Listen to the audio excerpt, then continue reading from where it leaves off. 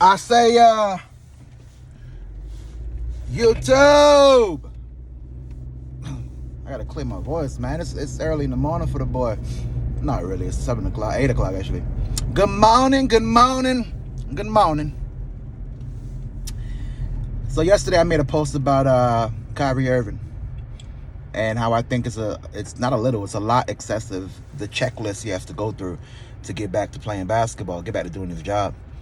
And before we get it back into, if it's your first time rocking with the boy, be the KINGSPR 33. That'd be me, King Spree. Man, you locked in with the real estate deal, man. Reporting live from Las Vegas, Nevada, Sin City. The weather about 62 degrees outside. It's a very cloudy day, but still praise to the Most High. And baby, you've been waiting for that mixtape to drop. It's coming soon, and I promise you gonna love it. So the angle's kind of weird because I don't have my holder, my phone holder or whatever they call it. So made a video about Kyrie yesterday and said how it was excessive that he had to go through all these steps in order to get back his job. And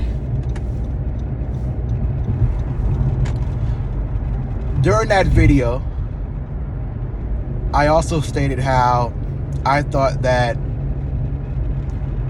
I got into education and how it's all a system. And I mentioned in the statement that you don't even need education outside of high school unless you want to be physician, nurse, the different careers, career paths, in some cases engineer, different career paths, right? And I got a comment in which they said, basically very sarcastically, you do need a formal education in order to be a physician. Now, mind you, I didn't say that. I said, unless you want to be those things, you don't really need formal education. But let's get into that topic about formal education real quick. And my beliefs or my thoughts on it. Now, when we growing up from K through 12, they really push education. And education is true. You do need to be educated to some form. But that doesn't mean you need to go to traditional formal schooling for it. Here's what I mean. We all can say that after 10th grade, you're not learning much more. You do projects and you do assignments in order to meet the requirements of the criteria and the curriculum, but you don't need, like, it don't make you smarter or help you in your job to know about the Civil War, right? It don't make you smarter to know that George Washington was your first president. These are things they ingrain in you just to have you know about the world. About our country. You don't need to know that stuff, and you're gonna find that out throughout life anyway. And a lot of that stuff are lies anyway, to be honest. So, or glorified, or embellished, or outright denied and hid.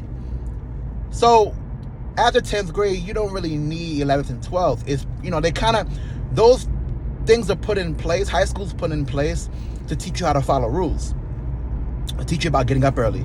Teach you about assignments, deadlines, consequences, structure. That's what that's there for. That's why they really suggest going to school and not homeschooling because of that manner. College is a little different because you have an opportunity to actually learn, I won't say the word a trade, but you can learn a career, you can learn a profession. The problem with college is that they offer so many bullshit degrees and bullshit opportunities.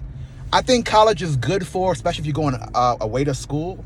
Financially, it don't make sense, but if you are able to go from scholarship, I think college is good for one, connections, people, right? Socialization, being able to start to network even at an early age. And yeah, you're gonna have some fun too. You're definitely gonna have some fun. An opportunity to meet people that you might not have had in your small town or even your big city, but you didn't meet them before. Whites are with blacks, Jewish are with Muslim, so on and so on down the line. You have an opportunity to kind of mix the pot and see all walks of life. You're gonna have some fun. You're gonna be in a different state if you choose to go out of state. And you're kind of like by yourself and on your own without being on your own.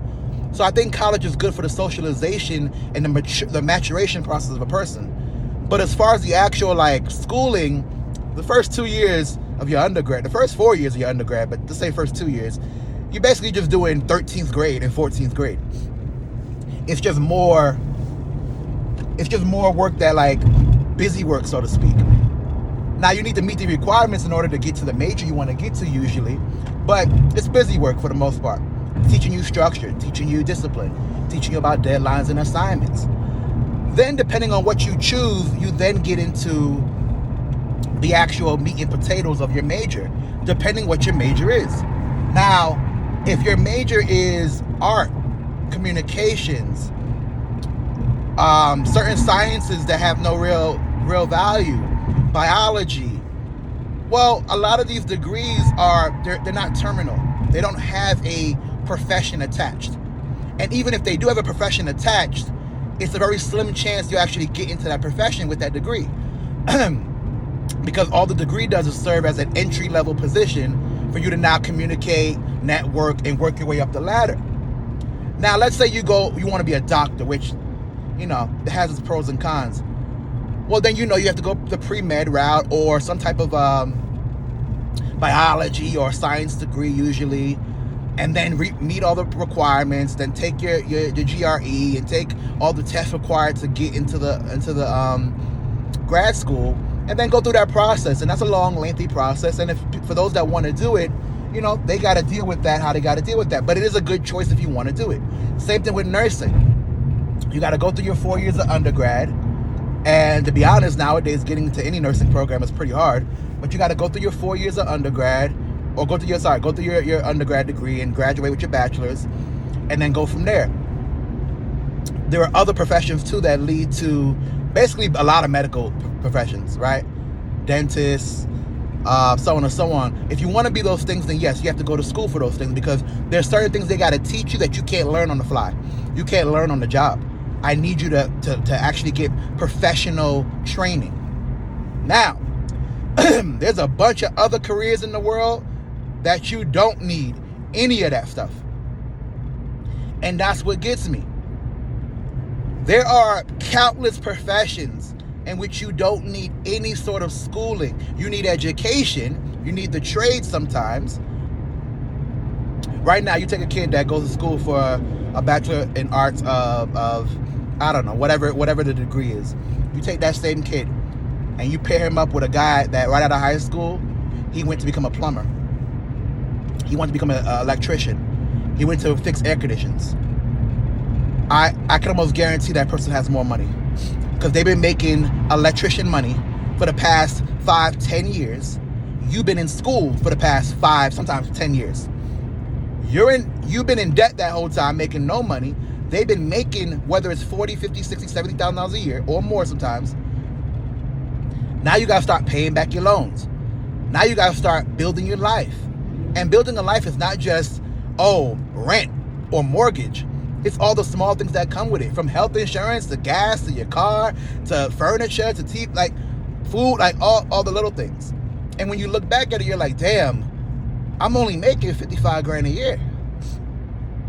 I'm only making $65,000 a year before taxes, mind you. I'm pulling in cash only $5,000 a month, barely.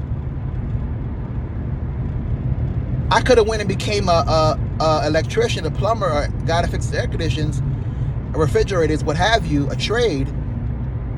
Started my own business, started a landscaping company, so on and so forth, and been making the same, if not more, without the debt over my head.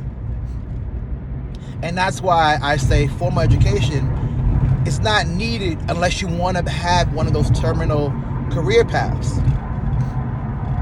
And ask anybody in the healthcare field. I got friends that are they're cool with their schedule. They're nurses. They rock 3 days, off 4 days. They're able to do what they got to do. But for the ones that got to be there 5 days a week, because I have some friends like that too, myself included, it ain't what it's cracked up to be. And you get burned out quick. Even with nurses over the pandemic, and even still now, one of the reasons why the medical field is seen as like a shoe-in is because people get burned out and they quit. They quit the whole profession. They go to school, become a nurse, be a nurse for 5 years, quit to become a hairdresser because the stress of dealing with sick people every day and the same thing every day, it wears on you. It wears on you. Especially for the new grads that are trying to be superheroes. I got a couple of new grads that are trying to be superheroes, thinking they're going to save the world with this patient. It can wear on you quickly, very quickly. And the money is just not there.